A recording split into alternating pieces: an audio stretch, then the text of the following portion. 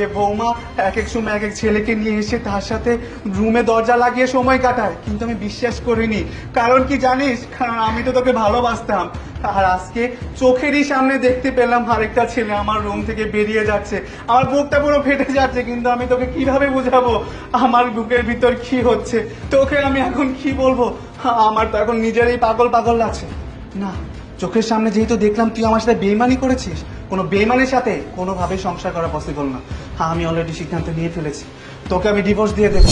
তোর সাথে আমি আর এক ছাদের নিচে থাকবো না। তুই এখন এই মুহূর্তে আমার বাসা থেকে বেরিয়ে যা, বেরিয়ে যা।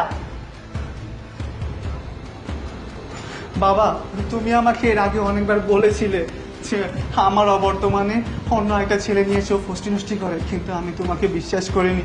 তুমি আমাকে ক্ষমা করে দিও বাবা, তুমি আমাকে ক্ষমা করে দিও। ঠিক আছে বাবা, এটা সুন্দর কাজ করছো বের করে দেওয়াতে। চল।